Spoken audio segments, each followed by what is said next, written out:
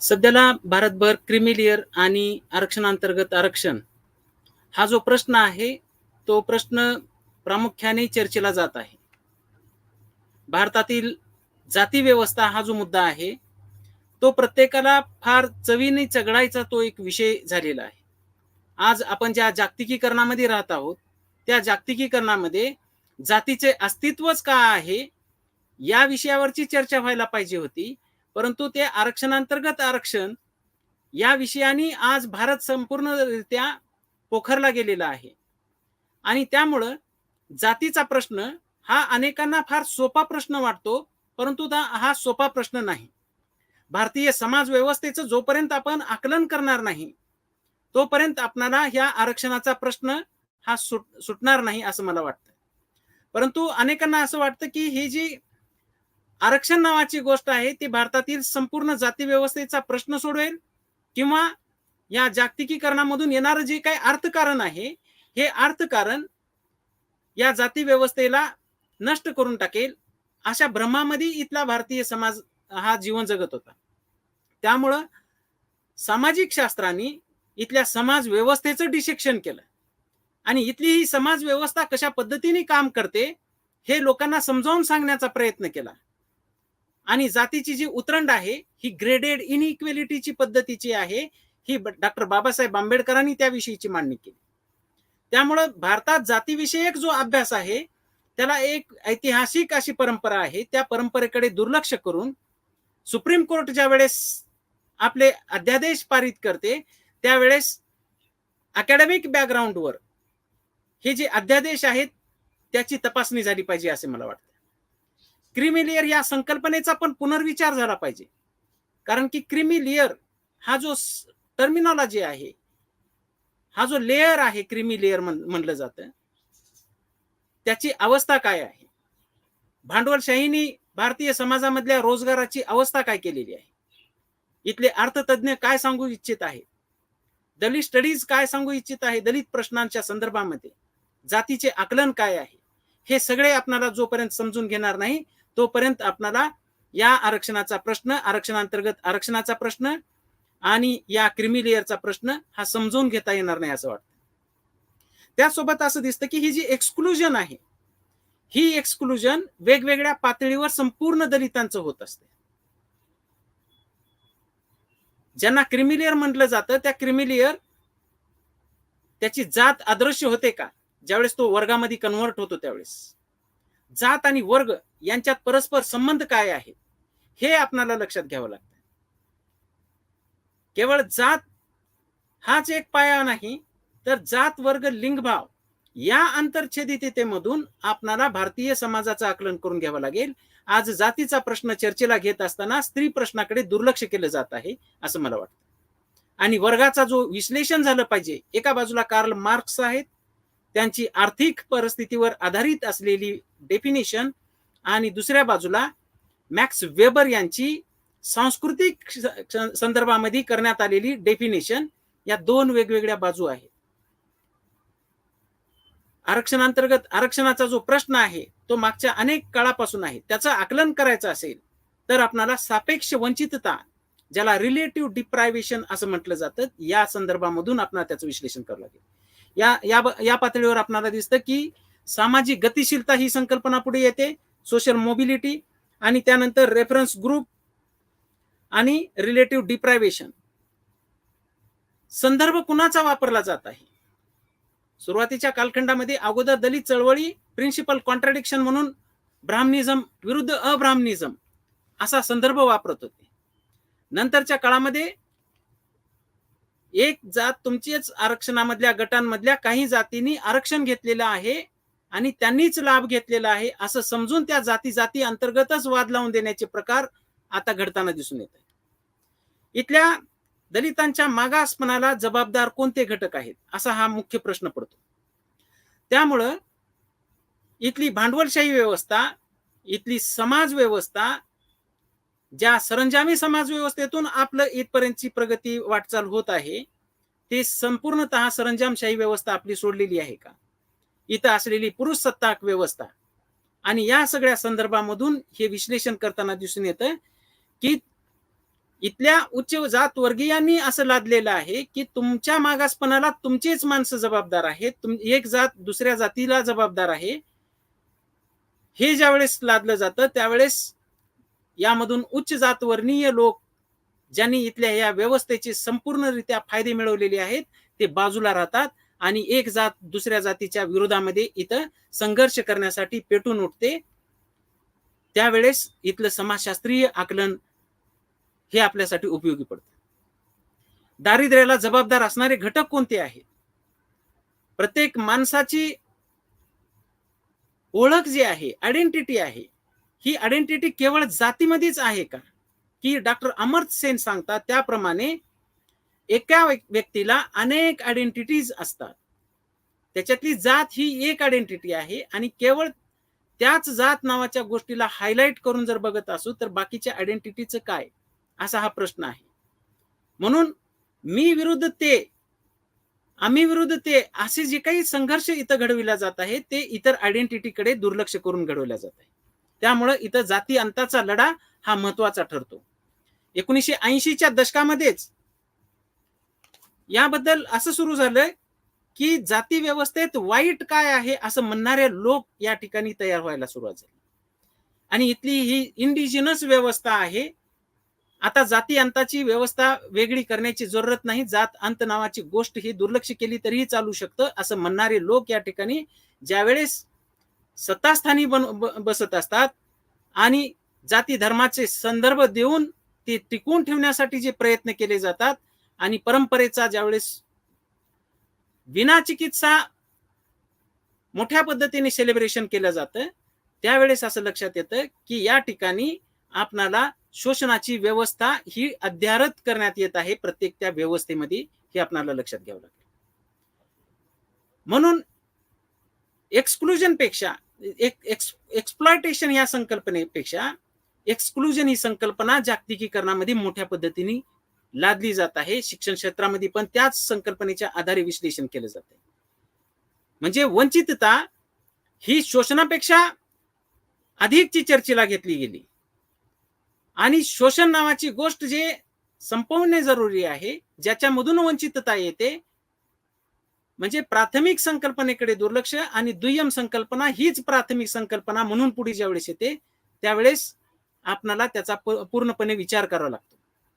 Exclusion मध्ये काय होतं, ज्यावेळेस त्याचा इन्क्लुजन मध्ये रूपांतर करण्याचा प्रयत्न केला जातो त्यावेळेस ऍडव्हर्स एक्सक्लुजन आणि ऍडव्हर्स इन्क्लुजन,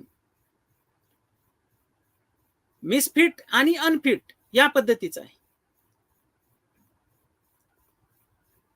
आणि त्यामुळे एक्सक्लुजन कशा पद्धतीने होतं हे बघत असताना आपणाला या दलितांचं एक्सक्लुजन हे मानवाधिकाराच्या संदर्भामध्ये ज्यावेळेस पाहतो त्यावेळेस त्यांचे कोणकोणते अधिकार हे डिनाईल केले जातात ते पण पाहावे लागतात. त्यामुळं जातीसाठी हा माती खाणारा जो समाज आहे या समाजाचा अभ्यास मागच्या 200-300 वर्षापासून होत आहे. J.H. हटन असतील ज्यांनी अँथ्रोपोलॉजिकल पर्स्पेक्टिव्ह मधून इथल्या लोकसंख्येचा अभ्यास केला. Doctor K.S. सिंग आहेत की ज्यांनी इथल्या प्रत्येक जातीचा, आदिवासी जमातीचा आणि अनुसूचित जातीचा डिटेल अभ्यास केलेला आहे.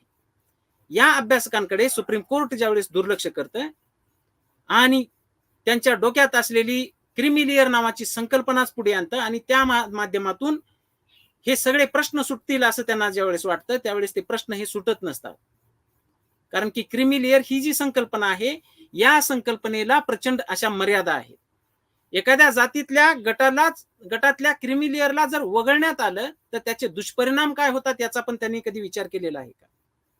एखाद्या जातीमध्ये क्रिमिलियर तयार होण्यासाठी फार वेळ लागतो, म्हणजे बुद्धिजीवी तयार होण्यासाठी फार वेळ लागतो. हे क्रिमिलियरचं नेचर काय आहे? हे काय अंबानी सारखे लोक तयार झालेले आहेत का या जातीमधून? कुठले उद्योगधंदे आहेत, कुठले कारखाने आहेत या जातींकडे? फक्त पगारी नोकरदारांवर टार्गेट करून या लोकांमध्येच क्रिमिलियर आहे असं म्हणणं हे चुकीचं आहे असं मला वाटतं. पगारीशिवाय उत्पन्नाची काय साधनं आहे? आणि त्या जातीतल्या लोकांना वगळण्यासाठी आणि सामाजिक मागासलेपण जोपर्यंत आहे तोपर्यंत हा जो वर्ग तयार होत आहे, ज्यांना जातीतून वर्ग कन्वर्ट होणे, म्हणजे तो जातीमुक्त होत आहे का? त्याला कुठल्याही भेदभावाला सामोरे जात नाही अशी स्थिती आहे का? या सगळ्या गोष्टींचा विचार करावा लागतो. त्यामुळं ही जी क्रिमिलेअर नावाची संकल्पना आहे, ही क्रिमिलेअर नावाची संकल्पना ही चुकीची आहे असं दिसून येतं. प्रत्येकाला ज्यावेळेस इथं वर्गामध्ये कन्व्हर्ट व्हायचं आहे, परंतु जात सोडायला तयार नाही. कांबळे जाधव कुलगुरू झाले तरीही त्यांना दलित म्हणून पाहिलं जातं. ते मागासलेले आहेत असं म्हणूनच पाहिलं जातं. त्यांना वेगवेगळ्या क्षेत्रामध्ये नकार दिला जातो. त्यांना बऱ्याच गोष्टींचा ऍक्सेस दिला जात नाही. त्यावेळेस त्या प्रश्नाचं काय करायचं? याबद्दल कोर्ट काय भूमिका घेणार आहे? आणि त्यामुळं आज सुद्धा या जाती व्यवस्थेकडे पाहत असताना लक्षात येतं की जातीचे वर्गात रूपांतर होत आहे असं म्हणून जो मध्यम वर्ग तयार होत आहे म्हणून जे बघितलं जात आहे, तर तो मध्यम वर्ग हा इतकासा काही विकसित झालेला मध्यम वर्ग नाही. त्याची आर्थिक स्थिती काही इतकी मोठी नाही की जेणेकरून त्यांना वेगळं काढता येईल आणि तो तो वेगळा काढलेला ग्रुप पण फार चांगल्या पद्धतीने समाजामध्ये जीवन जगू शकेल. आज देखील खेडेगावामध्ये कुठलेही वैयक्तिक भांडण सुरू झाले की त्याची परिणती दोन जातींच्या संघर्षामध्ये होते. माझा व्यक्तिगत एक अनुभव आहे की मी ज्यावेळेस मागच्या वर्षी गावाकडे गेलो आणि तिथे एका माझ्या मित्राच्या भावाने सांगितलं की तुम्ही देशभर कुठेही गेलात, कुठल्याही विद्यापीठामध्ये असाल, तरीही गावामध्ये आम्हाला आज पाटील म्हणतात. आता याचं विश्लेषण कसं करायचं? त्यामुळं त्यांना मी उत्तर दिलो की तुमची जमीन जर विकायची असेल तर आम्ही दोघं चौघ जण मिळून घेऊ, कारण की मला ह्युमिलिएशन नावाची गोष्ट सहन करून घ्यायची नव्हती. डॉक्टर बाबासाहेब आंबेडकरांनी ह्युमिलिएशनला विरोध केलेला आहे. आज आम्ही वेगवेगळ्या पदावर कार्यरत असलो तरीही आमचं ह्युमिलिएशन होतं. दलित मुख्यमंत्री जरी झाले तरीही त्यांचं प्रचंड मोठ्या प्रमाणात ह्युमिलिएशन केलं जातं. तर लहान पगारदार नोकरांची काय स्थिती असेल? आज ज्या काही नोकरी उपलब्ध आहेत त्या कॉन्ट्रॅक्च्युअल बेसिसवरच्या आहेत आणि कॉन्ट्रॅक्च्युअल बेसिसवरच्या नोकऱ्या ह्या आज आहेत तर उद्या नाहीत. आणि ही क्रिमिलेअरच्या नावाखाली ज्यावेळेस वगळलं जाईल या लोकांना, त्यावेळेस ती अवस्था त्या व्यक्तीला जी भोगावी लागेल ती फार मोठ्या प्रमाणात भोगावी लागेल. दिल्लीत बसून कुठल्याही पद्धतीचे जजमेंट देणे हे त्यांच्यासाठी सुविधाजनक आहे, परंतु इथल्या समाज व्यवस्थेला सामोरं जाणे, या समाज व्यवस्थेमध्ये जीवन जगणे हे फार डिफिकल्ट आहे. याची जाणीव या न्यायाधीशांना होती की नाही याची कल्पना नाही. वास्तवाच्या भानापासून दूर गेलेला हा रिझल्ट वाटतो. हा जो काही निकाल आहे, ज्या गरिबांच्या नावाखाली हा न्यायाच्या नावाखाली हा जो डिसिजन घेण्यात आलेला आहे, निकाल देण्यात आलेला आहे, त्या गरिबांच्या प्रगतीसाठी वेगवेगळ्या पद्धतीच्या योजना राबवणे फार जरुरी आहे. परंतु वेगवेगळ्या बजेट मधून यांना नामशेष केलं जातं. दलितांसाठी असलेलं बजेट हे दुसरीकडे वळवले जातं आणि त्यामुळं या दलितांच्या संदर्भामधल्या ज्या योजना आहेत त्या योजनांकडे पण लक्ष देणं जरुरी आहे असं मला वाटतं. त्यामुळे दलितांचे सशक्तीकरण हे कशा पद्धतीने असलं पाहिजे आणि त्यामध्ये आर्थिक आणि सामाजिक दरी सांधण्याचं जे आव्हान आहे त्याविषयी सुखदेव थोरात आणि निधी सदाना सबरवाल यांचं हे दलितांचे सक्षमीकरण नावाचं पुस्तक आहे. यामध्ये मानव विकास ही संकल्पना त्यांनी वापरलेली आहे. दारिद्र्याचे मापन कसे करायचे, एखादी समाज घटक मागे आहे म्हणजे नेमकं कशा पद्धतीचं आहे, कोणत्या घटकाच्या आधारावर मागे आहे, त्याची आरोग्याची स्थिती काय आहे, रोजगाराची स्थिती काय आहे, अनएम्प्लॉयमेंट कोणत्या पद्धतीचं आहे, ते परमनंट अनएम्प्लॉयमेंट आहे, टेम्पररी आहे, 6 महिने आहे, 3 महिने आहे, या सगळ्या पद्धतीचा त्यांनी आढावा घेतला आणि वेगवेगळ्या जातींमध्ये असलेला जो काही दुरावा आहे तो कसा कमी करता येईल. आणि आरक्षण हे यातला एक लहानसा भाग आहे. विशेषतः विकास नावाची जी आपण संकल्पना स्वीकारली 1991च्या नंतर इथल्या मार्गारेट थॅचर आणि रेगन आणि इतर डॉमिनंट जे काही भांडवलदार लोक होते, त्या लोकांनी सांगितलं की इथल्या कल्याणकारी योजना तुम्ही माघारी घ्या आणि भांडवलशाहीचा स्वीकार करा, त्यावेळेसच आम्ही तुम्हाला मदत करू. आणि त्यानंतर ज्या पद्धतीने इथं कल्याणकारितेकडून भांडवलशाहीकडे जो प्रवास झाला इथल्या अर्थव्यवस्थेचा, आणि त्यामुळे इथं दारिद्र्य मोठ्या पद्धतीने वाढलेलं आहे, याची चर्चा या जजनी केली पाहिजे होती. आणि भारतीय संविधानामधून जो कल्याणकारितेचा समाजवादाचा जो काही भाग आहे त्याची चर्चा इथं मोठ्या प्रमाणात व्हायला पाहिजे होती. त्या जागी आज भांडवलशाही आलेली आहे. कल्याणकारिता, समाजवाद या संकल्पनांच्या ऐवजी भांडवलशाही ज्या वेळेस येते आणि त्या भांडवलशाहीने जो काही कहर केलेला आहे त्याच्यामधून इथल्या जातीमध्ये जो रोष निर्माण होत आहे, तो एक जात विरुद्ध दुसरी जात उभा टाकत आहे. हा जातीय संघर्ष, कास्ट प्राईड नावाचं एक पुस्तक आहे मित्तल यांचं, त्यामध्ये शिक्षेचं प्रमाण कशा पद्धतीचं होतं, वेगवेगळ्या शिक्षा एक जात दुसऱ्या जातींना कशी देत होती त्याबद्दलचं आकलन आहे. जातीय जनगणनेचा पण मी अभ्यास केलेला आहे. जातीचा जनगणना न होता या ठिकाणी तुम्ही कशा पद्धतीने हे राबवणार आहात, यांचं सेग्रिगेशन कशा पद्धतीने करणार आहात, हा प्रश्न आहे. अनेक प्रश्न या जजमेंटवर उपस्थित होत आहेत, त्याची उत्तरं जजला देणे हे अपेक्षित आहे. सामाजिक गतिशीलता कमी होण्यामध्ये जे प्रगती व्हायला पाहिजे होती ती प्रगती का होत नाही, अर्थव्यवस्था काहीच लोकांच्या ताब्यामध्ये कशा पद्धतीने आहे, फार कमी लोक मोठ्या विस्तृत जागेमध्ये राहतात आणि प्रचंड मोठा जनसमुदाय वस्त्यांमध्ये राहतो, त्याचं आकलन कसं करायचं. त्यामुळं ह्या वस्त्यात राहणारा समाज कोणता आहे, 1990च्या नंतर जे काही जजमेंट झाले या संदर्भामध्ये त्याचा यांनी रिव्ह्यू कशा पद्धतीने घेतला आहे याचा पण आपल्याला विचार करावा लागणार आहे. आणि या जजमेंटच्या मागे असलेली जी गृहीतकं आहेत, हे गृहीतकं जोपर्यंत आपण पुढे आणणार नाही आणि त्याला आपण आव्हान देणार नाही आणि डिकोड करणार नाही, तोपर्यंत यांचं हे जजमेंट तसंच राहील. आणि हे या जजमेंटला आव्हान देता येऊ शकतं, सहजरित्या देता येऊ शकतं असं मला वाटतं. कारण की याला अकॅडमिक बॅकग्राऊंड नाही असं मला वाटतं. केवळ कायद्याच्या आधारावर इथल्या सामाजिक सुधारणा होऊ शकत नाही किंवा रिडिस्ट्रीब्युशन होऊ शकत नाही. जस्टिसचा जो विचार आहे, डिस्ट्रीब्युटिव्ह जस्टिस, हे सुरुवातीला पाहायला फार चांगलं वाटतं, परंतु ज्यावेळेस डिस्ट्रीब्युटिव्ह जस्टिस मध्ये ज्यावेळेस इथं कुणालाच न्याय मिळणार नाही अशी स्थिती निर्माण केली जात असेल तर त्याला डिस्ट्रीब्युटिव्ह जस्टिस म्हणायचं का, असा हा प्रश्न आहे. आज ज्या 15% मध्ये फाईट करता आलं असतं वेगवेगळ्या लोकांना, ते आता मर्यादित क्षेत्रामध्ये ते फाईट करतील आणि त्यांचं क्षेत्र यायला पण किती काळ लागेल. ज्यावेळेस रोस्टर सिस्टीमचा विचार केला जाईल त्यावेळेस तो बऱ्याच काळानंतर ते रोस्टर पॉइंट त्यांच्यापर्यंत पोहोचेल. जवळपास 200-300 वर्ष पण लागतात एक पोस्ट पुन्हा फिरून तिथंच येण्यासाठी. या सगळ्यांचा जर विचार केला तर काय दिसू शकेल. त्यामुळं एका बाजूला कायद्याची व्यवस्था ही दलितांपुढे नवीन नवीन पेच निर्माण करताना दिसत आहे आणि दुसऱ्या बाजूला शासन व्यवस्थित पद्धतीने याची हाताळणी करताना दिसत नाही.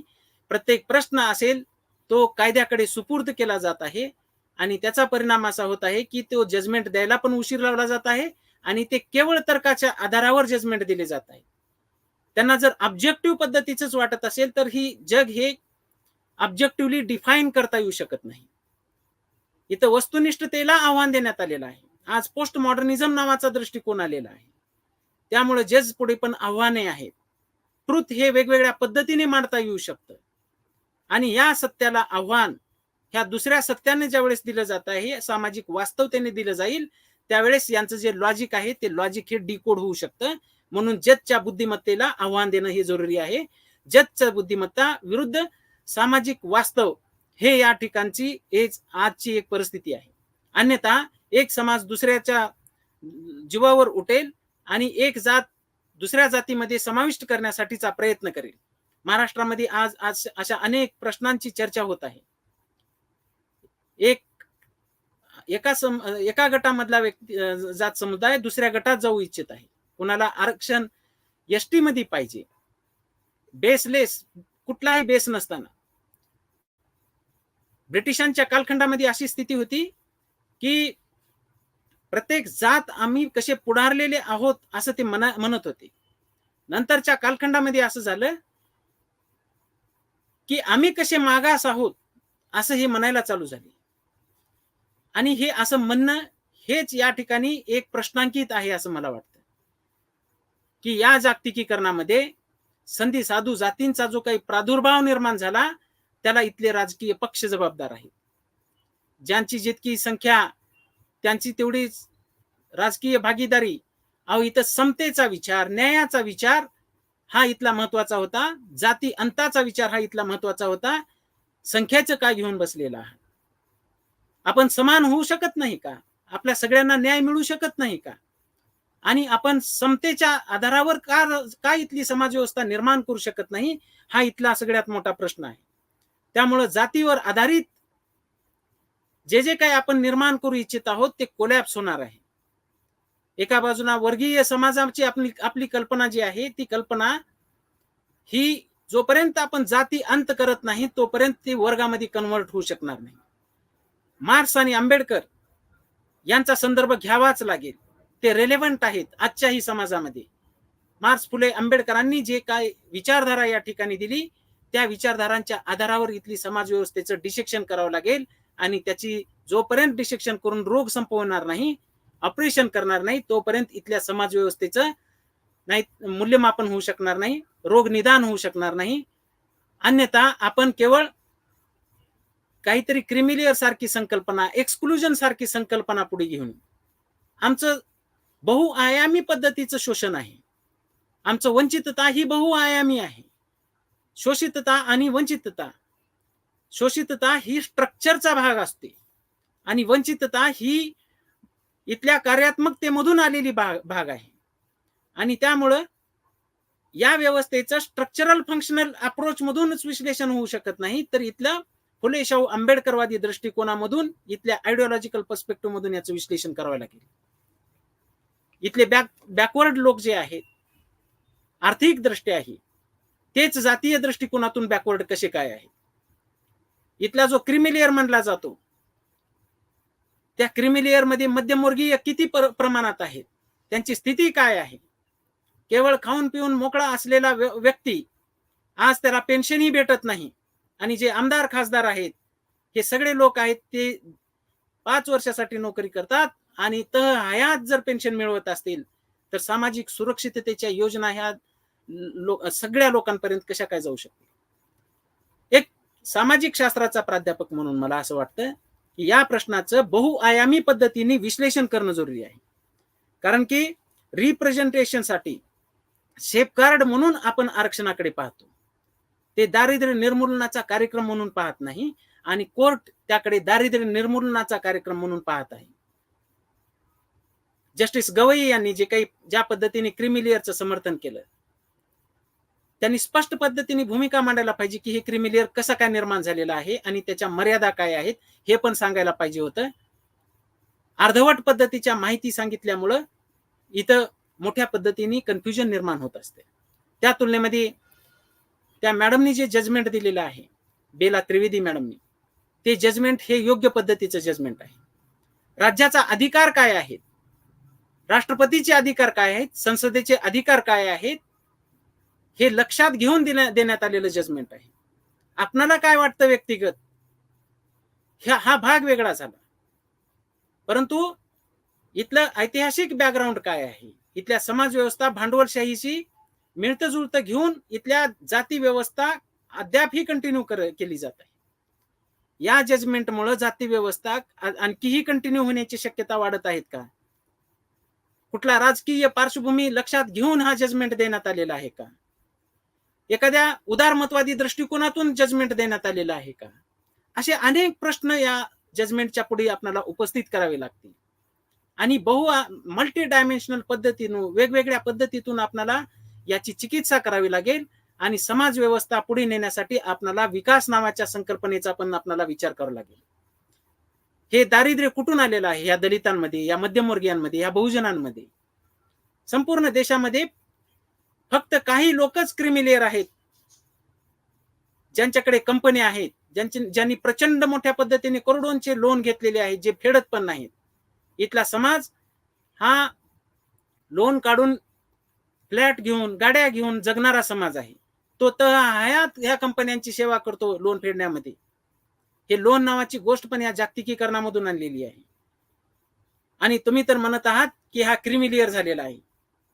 लोन घेऊन जीवन जगणारा समाज आहे. तुम्ही यांचे पॅन कार्ड तुमच्याकडेच असतात, आधार कार्डची लिंक तुमच्याकडे असते. तुम्ही संपूर्णरित्या डेटा जर घेतलात, तुम्ही ज्यांना क्रिमिलियर म्हणतात ते जगतात कशाच्या आधारावर? महिन्याच्या काठी अनेक लोकांकडे पगार पण नसतो. टेम्पररी पद्धतीने जीवन जगणारे या ठिकाणचे लोक आहेत. मग ते कुठल्याही जाती धर्मातले असो. केवळ तुम्ही दलितांबद्दल बोललात, परंतु तुम्ही ओव्हरऑल विकासाबद्दलची चर्चा करा. इथल्या अर्थतज्ञांबरोबरची चर्चा करा. विशेषतः अमर्त्य सेन यांनी ज्या पद्धतीने ग्लोरी ऑफ इंडिया ही पुस्तक लिहिलं, त्याच्यात दिलेली आकडेवारी. पुन्हा मुजुमदार आणि मुजुमदार यांनी दिलेली आकडेवारी. पी.के. मुजुमदार यांनी India's demography, changing demographic scenario in India, संपूर्ण आकडेवारी बघून मी या ठिकाणी मी म्हणत आहे की या ठिकाणची जी काही न्यायाची, समतेची जी काही पद्धत आहे, ही पद्धत आपणाला चेंज करावी लागेल. विकास नावाच्या संकल्पनेला पण आपणाला आव्हान द्यावं लागेल. आणि न्याय हा केवळ डिस्ट्रीब्युटिव्ह नाही. शाहू महाराज यांनी केवळ हॉटेल टाकून त्या कांबळे नावाच्या व्यक्तीला दिले नाही, तर ते स्वतः त्या ठिकाणी जात होते. म्हणजे व्यक्तीची प्रतिष्ठा ही पण वाढली पाहिजे. आज कांबळे नावाच्या व्यक्तीने हॉस्पिटल टाकलं तर त्याचं नाव तो दुसरंच कुठलं तरी ठेवत असतो. कांबळे टाकलं तर कुणी येणार नाही असं वाटत असतं. जोशी की कांबळे याच्यामध्ये समाजामध्ये अधिमान्यता कोणाच्या नावाला आहे? समाजाची मानसिकता कशा पद्धतीने काम करते? घर भाड्याने मिळते का?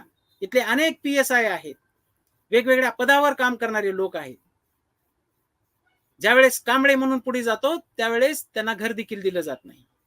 त्यामुळं तुम्ही इथल्या इथं लावून देण्यापेक्षा संपूर्ण समाज व्यवस्थेची मानसिकता, इथली समाजाची संरचना चेंज करण्यासाठी पुढाकार घ्या. संपूर्ण दलित समाज तुम्हाला मानेल.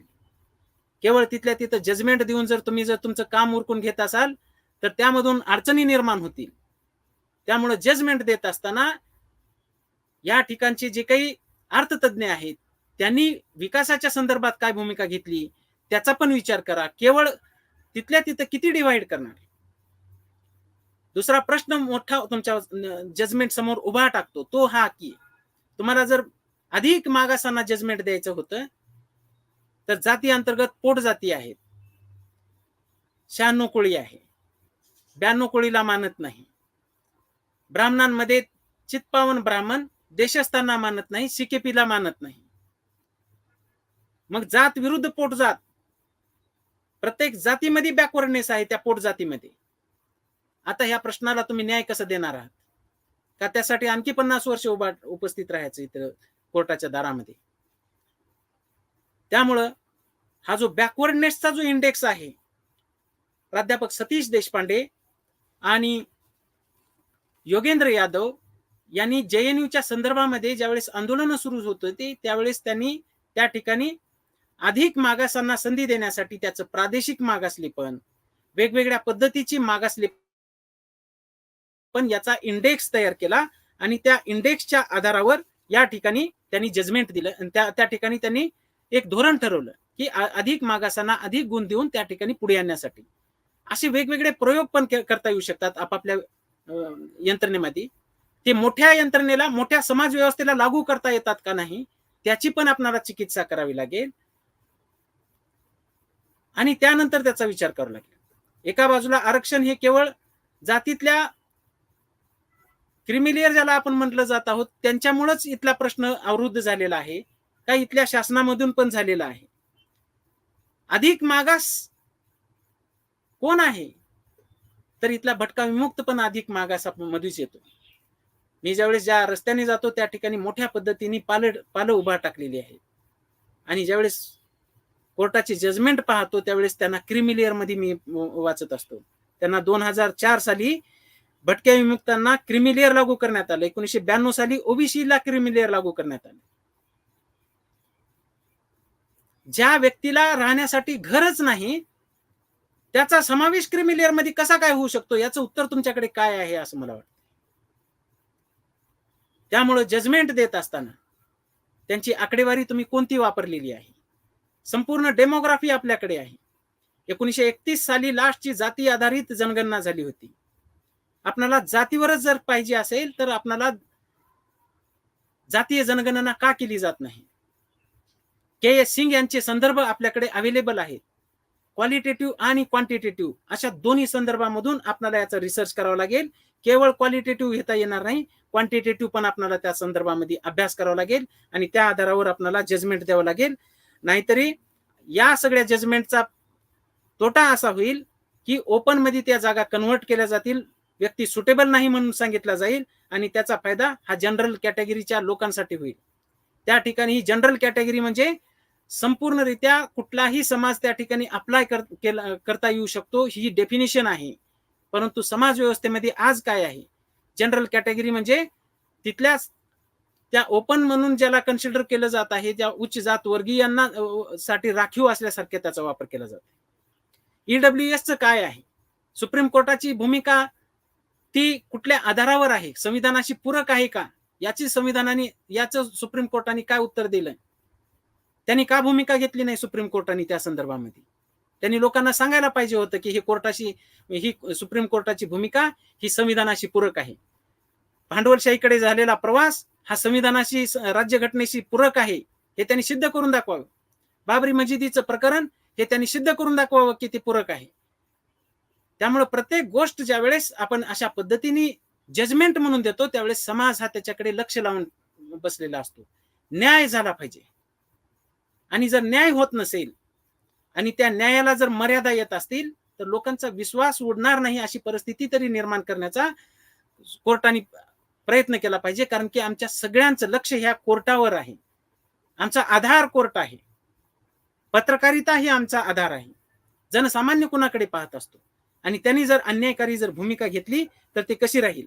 कारण की कॉलेजियमची व्यवस्था करून एका जजच्या पिढ्या कितीतरी अनेक जज होत आहेत, पिढ्यान पिढ्या, त्याला कधी प्रश्न उपस्थित करणार? आणि त्यामुळं ही जी काही पद्धत आज अवलंबली जात आहे, हे वितरणाचं तत्व, हे न्यायाच्या चर्चा विश्वामध्ये जरी श्रेयस वाटत असलं तरीही त्याला मर्यादा असल्याच्या दिसून येतात. आणि ही मर्यादा आपणाला जोपर्यंत पार पाडता येणार नाही तोपर्यंत आपण प्रगती करू शकत नाही असं मला वाटतं. कारण की या ठिकाणी द्वेषाधारित मानसिकतेवर आधारित समाज जीवन जगत आहे. हेट्रेड सायकोलॉजीचा उपयोग मोठ्या पद्धतीने केला जातो, ह्युमिलिएशन केलं जातं.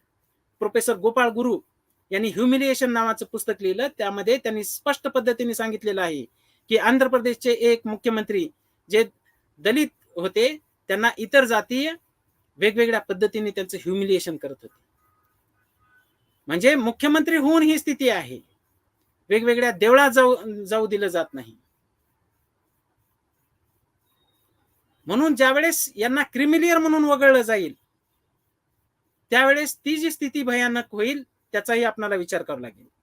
आणि हा जो विकासाचा जो काही सिद्धांत आहे, जो झिरपण्याचा, की वरच्या लोकांना वगळल्यानंतर खालचे लोक वर येतील, आणखी वर येतील, असे ही संकल्पना स्वीकारायची कशाला?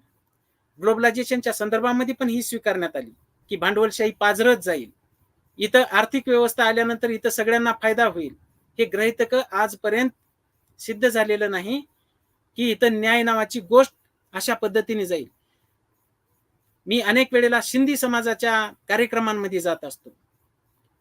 ती फक्त पिशवी घेऊन या ठिकाणी एक एक पिशवी घेऊन इथं आलेले लोक आहेत, खाली हाताने आलेले लोक आहेत. आज त्यांच्याकडे संसाधनं मोठ्या प्रमाणात आहेत. आज आमचा मराठा समाज असेल, इथला दलित समाज असेल, आमची प्रगती होत नाही असं म्हणत आहे. त्यावेळेस इथल्या राजकीय व्यवस्थेने आरक्षणाच्या पलीकडले पण उपाय या ठिकाणी केले पाहिजे होते. इथं पिढ्यानपिढ्या स्टिग्मामध्ये जीवन जगावं लागत आहे. आज ज्या पद्धतीने इथल्या गरिबांची अवस्था आहे ती काय आहे?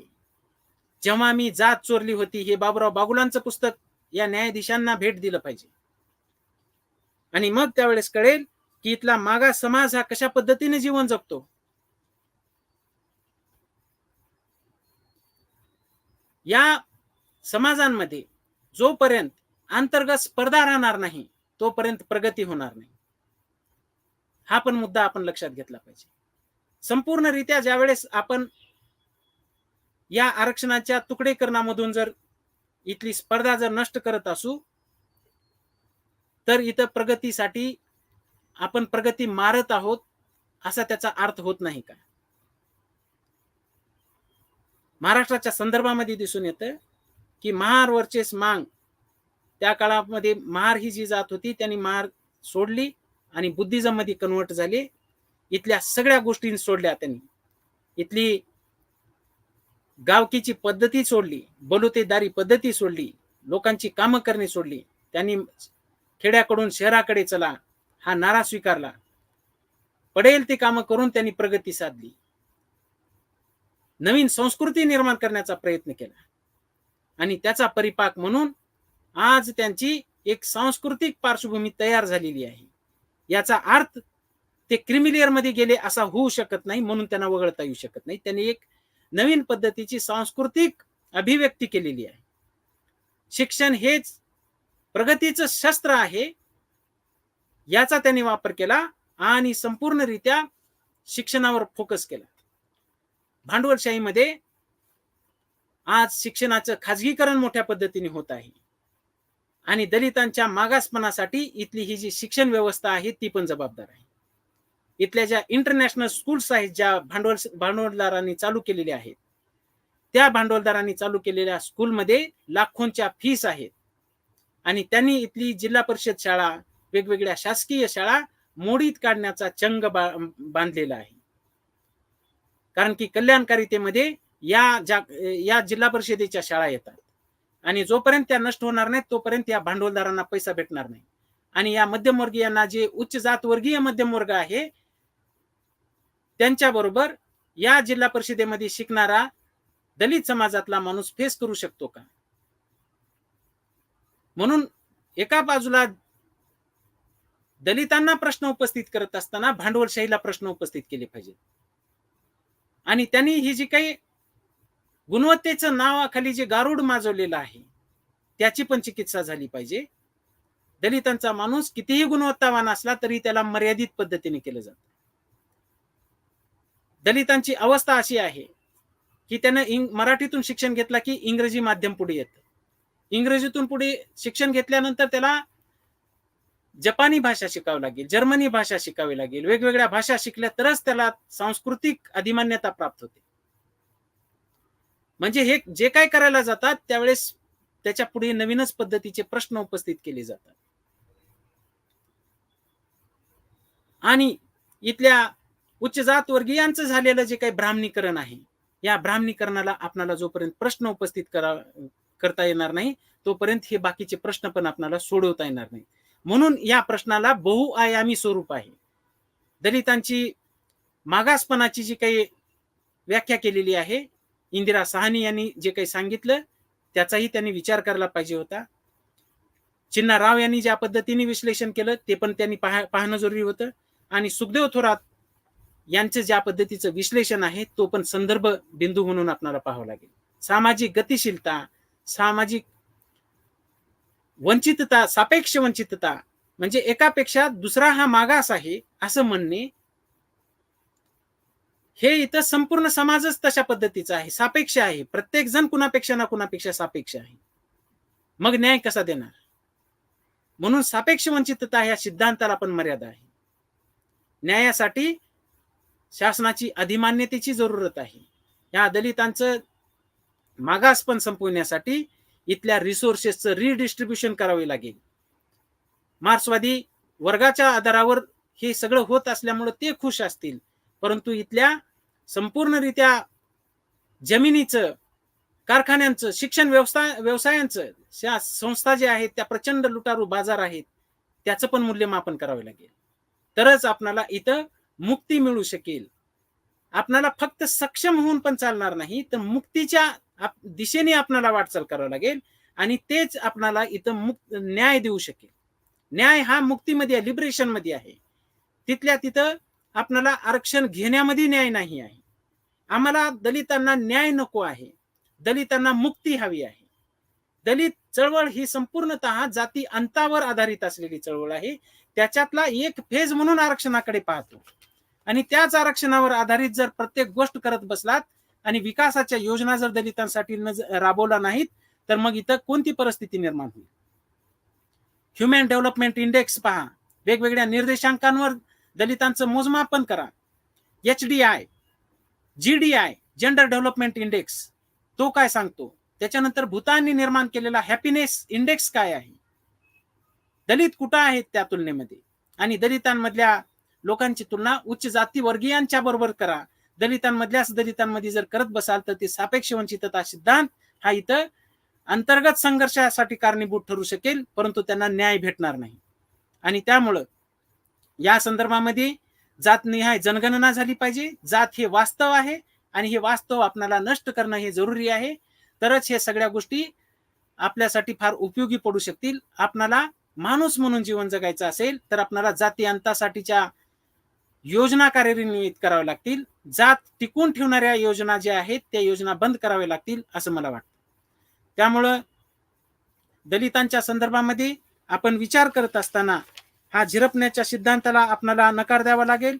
आपल्याला सर्वंकष पद्धतीची मुक्ती हवी आहे, जी दलित पॅन्थरनी सांगितलेली होती की इथला दलित हा कशा पद्धतीने जीवन जगतो, त्याला काय पाहिजे. हा दलितांचा जो जाहीरनामा दलित पॅन्थरनी पब्लिश केलेला होता त्याचं पण वाचन करा. आणि त्यानंतर इथली जी समाज व्यवस्था आहे त्यामध्ये नामदेव ढसाळांनी ज्या पद्धतीने म्हटलं की एक असा काळ आला पाहिजे की आम्हाला संपूर्णरित्या समता आणि न्याय प्रस्थापित झालेला दिसला पाहिजे. प्रगती फुलण्या, हा साळुंके सर म्हणतात, फुलण्याची आम्हाला एक वातावरण निर्माण झालं पाहिजे. असं होत आहे की ते बोनसाय सारखं तिथल्या तिथंच वाढवलं जात आहे, तिथूनच फळं काढण्याचा प्रयत्न केला जात आहे. होऊ द्या मोठं, तरच हे दलित समाज हा पुढे जाईल. हा कोरेगाव पार्कचा एरिया, 4 लोक राहतात एका घरामध्ये, ज्याचा परिसर असतो 2-2 एकरचा परिसर, त्याच्यात त्यांचे बंगले, आणि तेच त्या येरवाड्या भागामध्ये मी ज्या वेळेस गेलो त्यावेळेस कितीतरी लोक दाटीवाटीनं तिथून येत आहेत. आणि तुम्ही त्याच्यामधल्याच 1 BHK वाल्याला 2 BHK वाल्याबरोबर संघर्ष करायला सांगत आहात. आणि तुम्ही हे मोठ्या पद्धतीने जे कोरेगाव पार्क सारखे हे जे 2-2 एकर 3-3 एकरवर जे बंगले आहेत, कारखानदारे आहेत, त्यांच्याकडे दुर्लक्ष करायला भाग पाडत आहात. तर हे तुमची चूक होत आहे आणि रिसर्चच्या पातळीवर हे तुम्ही थांबवू शकत नाही, हे स्पष्ट आहे असं मला वाटतं.